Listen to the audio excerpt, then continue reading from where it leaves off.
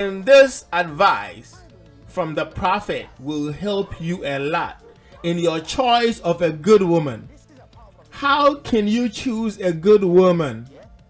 Yeah, shake your shake. All right. Yeah, I'll continue with women series. Before you enter into marriage, you must look out. Even in our culture, you have to look out for what certain qualities in the woman. In Christianity, Christian relationship is embodied by what? Love. You are told to love your wife, love your family, love your wife. So you marry somebody you love. You marry somebody that you want to be there for. So in Islam too, the Prophet gave advice for single Muslim men and married Muslim men, because you get to understand that in Islam you can marry up to 4. So if you already have 3 wives, still you could get another wife. And this advice from the Prophet will help you a lot in your choice of a good woman. The Prophet of Islam has guidelines for every Muslim single or every married Muslim man who wants to add more wives to his already piled up wives. The advice is simple, and we're going to go through it. The advice of the Prophet before you marry. The qualities to look out for. Let's go to Sahih Muslim. Sahih Muslim, book 17, hadith number 68, 69, 70, and 71. Now we're going to look at all of them.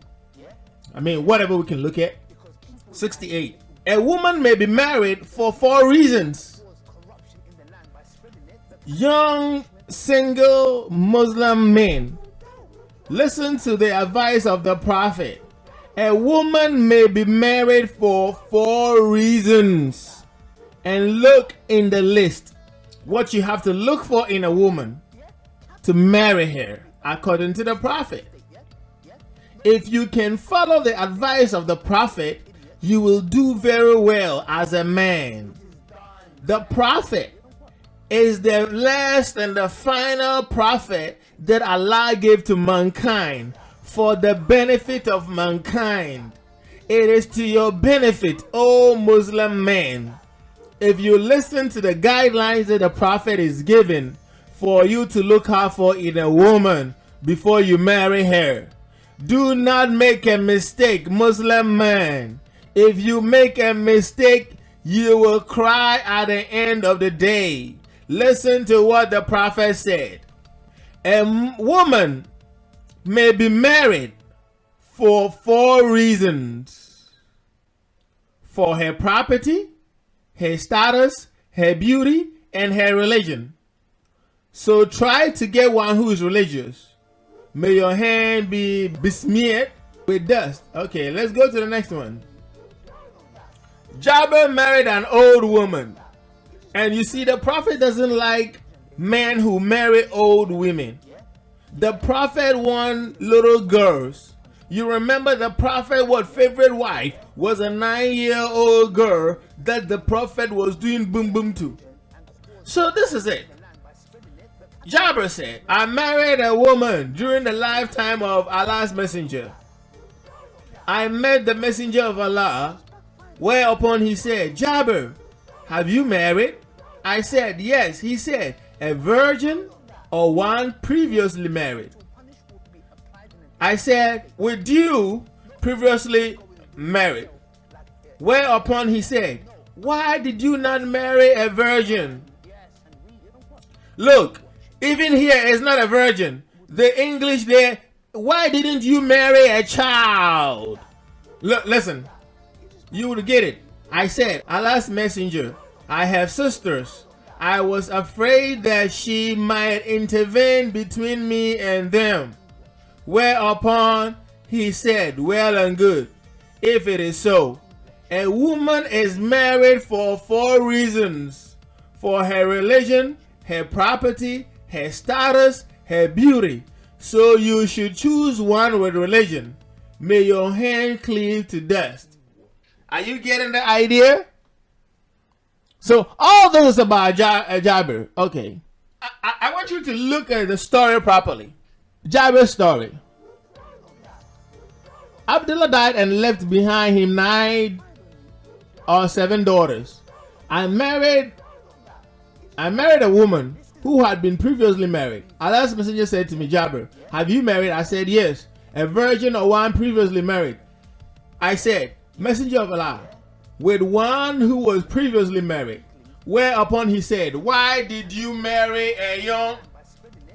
Listen, you see there they said virgin. It's not about virgin. It's about a young girl. It's about a little girl.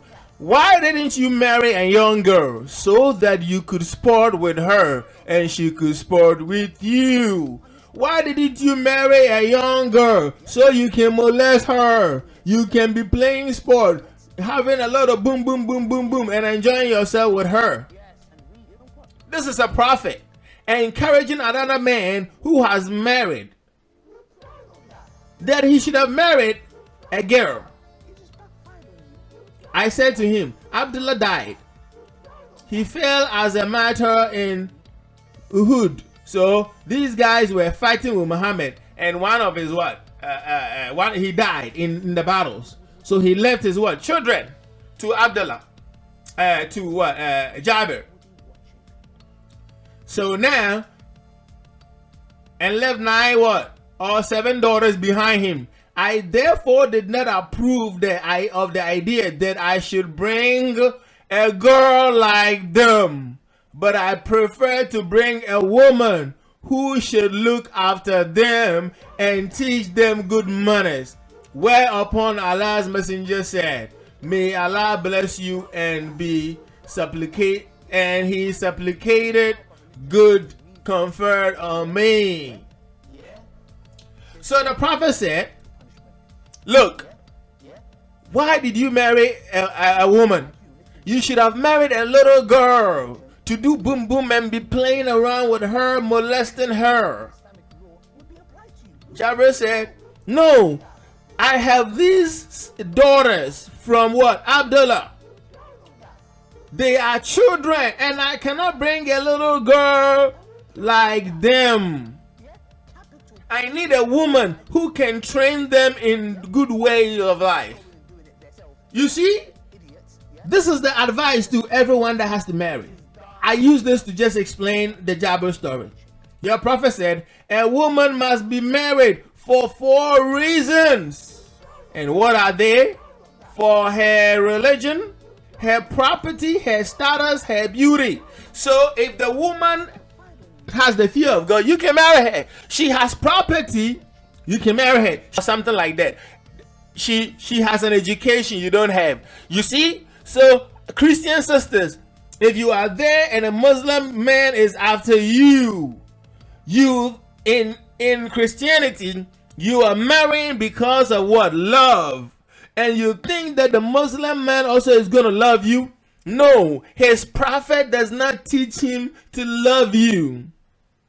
Love is not one of the things a Muslim man is supposed to look at to come and marry you. He is looking for whether you have a status. He is looking for whether you have property, so he will take over the property. He is looking for whether you are beautiful. He is looking for your religion. Love is not there. So Muslim man, the next time you're looking for a woman, your prophet taught you the best way to get a good woman. Shake your shake. You just backfired on me. You don't know that.